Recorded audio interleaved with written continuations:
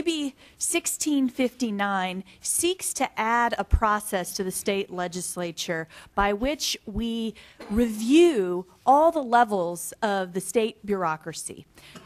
What originally attracted me to this particular process was a news article that I read that California has about 1,000 different governmental entities, agencies, boards, bureaus, commissions, and the next closest state was Texas on this ranking of state bureaucracy, and Texas was at about 187, followed by Florida and New York, which were at about 80.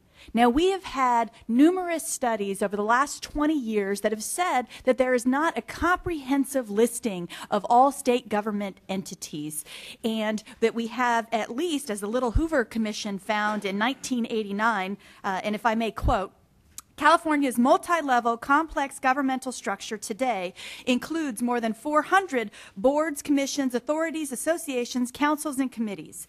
These plural bodies operate to a large degree autonomously and outside of the normal checks and balances of representative government.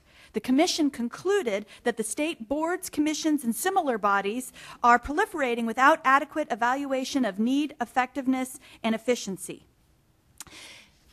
The California Performance Review similarly did a study 20 years later and concluded, just as the Little Hoover Commission did, that at that time there was about 339 state boards and commissions, and that comprehensive listing of entities that make up state government do not exist. Here's what I'm concerned with. What I'm concerned is that in a term-limited environment, legislators come here, know of a problem, and it's a legitimate problem, and they create something to solve the problem, a board or a commission or an agency, a department, a bureau, and then they leave. And no one looks back.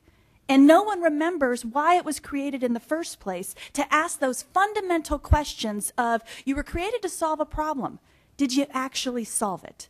Did you make a dent in it? Is the problem worse now than when you were created? And if so, why do we continue to fund the same strategy to address that problem when we should probably reorganize, refocus, and really recommit to solving a problem in a different way? Now, we have had this process before in California. We had a joint committee on sunset review that was predominantly just concerned with those things under the Business and Professions Code. The goal of AB 1659 is to say it is the policy of the state of California that we will look back, that we will do those evaluations, and not just of those things that are under the Business and Professions Code, but under governmental organizations, so that we can truly look at the different programs and departments that we have in an evaluation over a long period of time and say, in the last 15 years or the last 20 years that you've existed, what's happened in that 20-year period of time? Instead of just in a budget process where we look at 1 year and we say,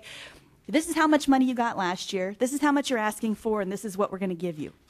And really creating a place where that expertise to do that evaluation can occur in a joint committee that would look at all of these departments. And ultimately, look, I don't want to oversell this bill as a panacea to our budget crisis, because it's not. But in Texas, where they spend, for every dollar they spend on doing a sunset review process, they save $27.